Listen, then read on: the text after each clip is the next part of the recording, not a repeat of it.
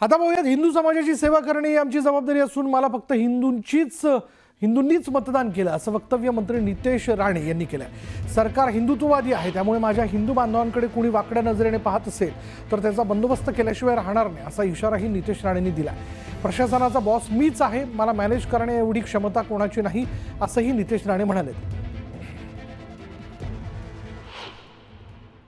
आम्हाला नाही मत दिली कोणी दुसऱ्याने, नाही मत मला तर दिलीच नाही, म्हणून मला कोणाची मत, मला कुठल्या मोहल्ल्यामध्ये पण कुलकर्णीची मतं मागण्यासाठी गेलेलो नाही। मी जे आमदार झालोय 58,000 निवडून आलोय, सगळ्या हिंदू समाजाच्या मतदारांनी निवडून दिलेलं आहे मला कोणाची दुसऱ्यांची मतं नको, भविष्यामध्ये पण नको।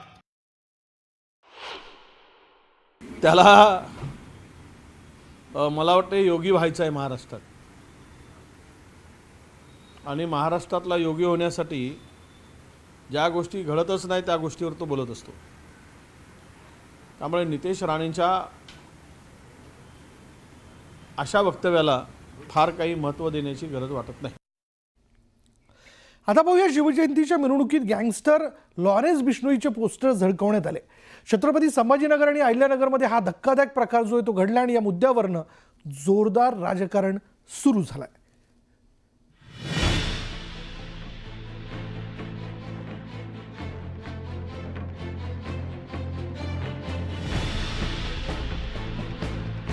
शिवजयंतीच्या मिरवणुकीत झळकवण्यात आलेलं हे पोस्टर पाहून अनेकांना धक्का बसला। गँगस्टर लॉरेन्स बिश्नोईच्या पोस्टरवर I am a Hindu a mad असं छापण्यात आलं। अहिल्यानगरमधल्या शिवजयंतीच्या मिरवणुकीत मंत्री नितेश राणेंचा फोटो होता। डीजेच्या तालावर नाचताना कार्यकर्त्यांनी स्वातंत्र्यवीर सावरकर, नथुराम गोडसेचे फलक झळकावले।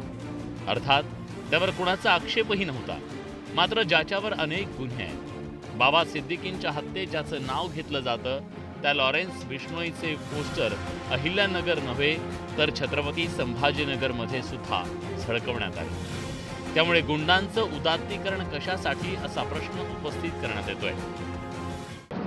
लॉरेन्स बिश्नोईचे बॅनर सारखे झळकलेले पाहायला मिळते। तर अशा पद्धतीचे जर बॅनर्स तिथे झळकले असतील तर त्याची दखल पोलिसांनी घेतली पाहिजे।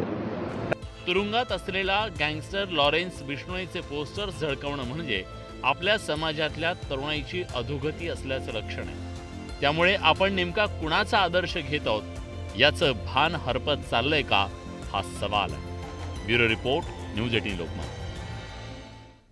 पुढे राज्य सरकारच्या महत्त्वाकांक्षी शक्तीपीठ महामार्गाला विरोध वाढला आणि येत्या 12 मार्चला शेतकरी आझाद मैदानावर धडकणार आहेत। तब्बल 12 जिल्ह्यांमधील शेतकरी आझाद मैदानावरती धडकत आहेत। शक्तीपीठ विरोधी परिषदेनं या संदर्भातला निर्णय घेतलाय। कोल्हापूरमध्ये 12 तालुक्यातील शेतकऱ्यांचा शक्तीपीठ महामार्गाला विरोध असून या संदर्भात परिषद पार पडली। 12 जिल्ह्यातल्या लोकांना आम्ही बोलवलं होतं, प्राथमिक स्वरूपात एक बैठक झाली। 1 तारखेपर्यंत या 12 जिल्ह्यातल्या लोकप्रतिनिधींनी, आजी माजी लोकप्रतिनिधींनी पत्र देऊन आपली भूमिका स्पष्ट करावी। शक्तीपीठच्या समर्थनात कोण आहेत आणि विरोधात कोण आहेत, आणि त्याचबरोबर 12 तारखेला मार्चला एक भव्य असा या 12 जिल्ह्यातला मोर्चा हा मुंबईमध्ये या ठिकाणी येईल आणि सरकारला जाब विचारेल।